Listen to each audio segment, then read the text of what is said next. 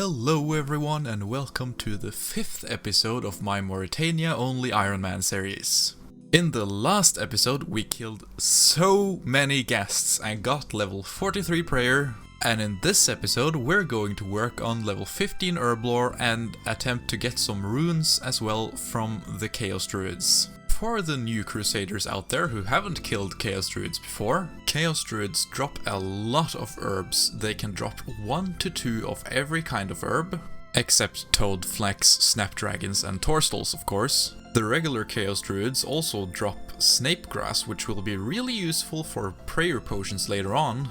And the Chaos Druid warriors, while they are extremely annoying because they are aggressive to me at this level, they drop some really useful secondaries which help a lot when it comes to herblore training. Now, before we truly kick off this episode, I forgot to include this clip from the last episode after my fletching training. Last episode I got a lot of drops from the failed attempts at trying to get mithril plate legs from the loot skeleton.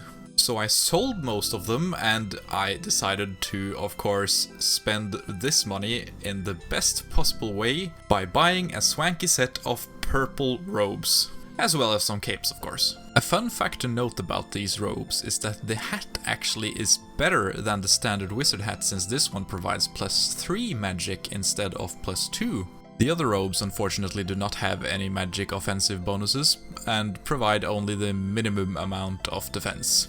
I've been gathering and cleaning herbs for a couple of hours now, and it is time for level 11 herblore. This finally allows me to clean taromin, and you can see I have a bunch of them in my inventory. So let us just clean all the grimy herbs we've collected so far and see how far it gets us.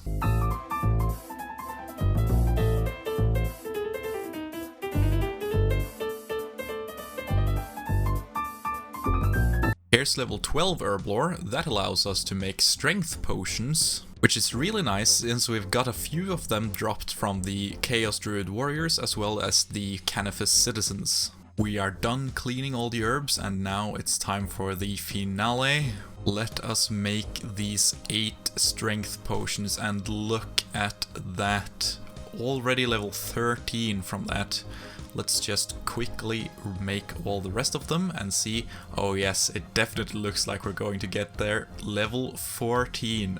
Already just 1 level remaining until we can do the Shades of Mort'ton. It took a bunch of more trips, but on the last trip we got lucky and got a lot of lymph words. So now we have 15 herblore. Let's go do the Shades of Mort'ton quest. But first, of course, we are going to harvest our first herbs, which will give us level 15 farming. We can grow oak trees, yeah, right. That's not going to happen, but look at this, they survived. That's even more herblore experience. An important tip for everyone is that you can actually search this table right here, which contains 2 taromin as well as a rogue's purse. I don't know why. After reading Herbiflex's diary, we can finally make serum 207s. These are made by using taromin and ashes is actually one of the few secondary ingredients we can get reliably here. As far as I know, until we can make super energy potions at level 52 herblore, which requires mort'ton fungi. And we actually managed to get level 16 herblore from that as well. That's really nice. The Shades of Mort'ton minigame actually unlocks a whole lot of different gear upgrades for us. In order to participate in this minigame, you will need to buy some limestone bricks, some swamp paste and some timber beams from Rasmeyer in his shop. Then you just grab a hammer, preferably the Flamteer hammer, and you just head to the north of Mort'ton in order to fix the temple up there. Fixing the temple is actually pretty tough if you're doing it solo, so I highly recommend going to the Shades of Mort'ton world and doing it during prime time. Alternatively, if you are not locked to Morytania, you can make the Flamteer bracelet and maybe actually be able to repair it solo. Once the temple is 100% repaired, you can light the altar in the middle using a tinderbox, and then you will be able to use your sanctity in order to sanctify olive oil and serum 207s. The first thing you should all be doing is to make 1 serum 208 from the serum 207s and then use that on Rasmeyer here so that you never have to use it on him again. After that you just kill some shades, chop some logs and use your newly acquired sacred oil on the logs in order to make pyre logs, which you can use to burn the shades and get keys. The keys can then be used to open the catacombs to the northwest and open some chests inside for loot. We're really hoping to get a bunch of elemental staves from here, as well as the flamtier bag, hopefully some adamant equipment, as well as the amulet of the damned eventually, which will give us a nice late game boost to our barrows gear, as well as having the stats of a degradable amulet of glory. But here it is, quest completed. We get a bunch of experience from that, so we get level 27 crafting and also level 20 herb lore, which is a really nice boost, since it allows us to clean Harrowlanders now. Now I'm just going to stay here for a while and get some loot. I got some willow logs from using the serum 208 on some villagers, which will be excellent when I get level 35 fire making to be able to make them into pyre logs. But let's start opening some of these chests. So a black longsword, that's not useful. An adamant bar, I did not know you could get that. And from bronze keys, a black axe. That's actually an upgrade for me since my best was steel. Next trip is a mithril dagger, a poisoned black dagger, and an amulet of defense. Oh, I forgot you could get amulets from this. Man, it feels good to finally have that slot filled. But now I really hope I can get a strength amulet and a magic amulet as well. Steel chest, let's go! A steel kite shield. Alright, that's great, I guess. What? Ah! Yes, I got it already! That didn't take long at all. Oh my god. Plus 10 strength, that's so good. And I even got some more willow logs. Oh my god. Best trip ever. I'm literally just prayer flicking every single one of these, by the way, since they are so accurate. I'm also keeping one key every time so that I can actually access the catacombs to kill more shades later. Just in case you wondered why I had an unused steel key in my inventory. Next trip, a steel warhammer? Come on, the loot skeleton already gave me that. A poisoned adamant dagger. And, oh wow, a flamtier bag. I thought that was its own drop. I found it in the bottom of the chest. Huh. That's going to save me some inventory space when I fix the temple. It will also be great for later construction training.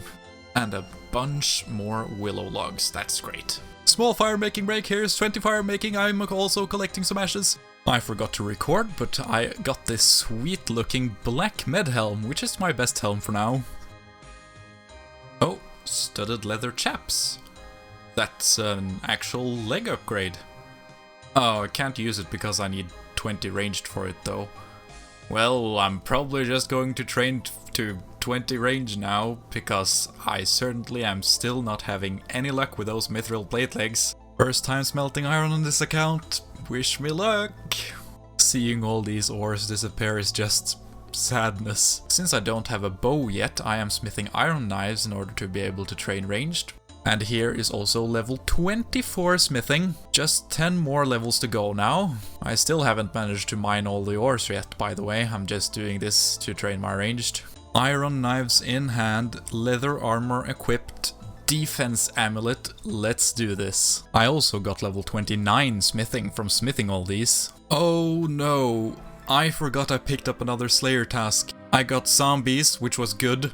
But both the cows and chickens count as zombies. Well, I'm just going to complete it anyways. It's not like I'm using this slayer for anything either way, and I can train it once I get to temple trekking. I thought these crabs would be worse to train on, but they are actually really good to train on. While they have a defense level of 50, they actually have minus 55 range defense. Combined with the fact that they drop both oak logs, which I need to be able to make the oak longbow for Ghosts Ahoy, as well as the fact that they can drop ores, make these a really good way for me to train my ranged at this level and possibly forever. Well, here's level 20 ranged, it took no time at all, and now I have my leg upgrade. And here is the moment you may or may not have been waiting for, but I certainly have been waiting for it. The juicy studded leather chaps upgrade. Now I look terrible again. I haven't really bothered training fire making to level 35 for the willow pyre logs yet, Instead, I decided to go ham on mining. So here's level 30 smithing. You can all be really happy that you did not have to watch me do all these mining trips. At least it was a nice change to killing all the shades, because it's rather chill to go mining. Admit it, you thought 15 herblore would be the main achievement of this episode, but here comes the main achievement, level 34 smithing. Now we can do In Search of the Mire Key. In the next episode, we will do In Search of the Mire Key, and hopefully we will be able to do the first part of In Aid of the Mire Key as well, unlocking the Bergdorot Bank, making banking a lot simpler for when we are going to burn shades. But thank you all so much for watching, and thank you for all the kind comments I've gotten on my past videos. I really appreciate it. Anyways, I will see you all very soon.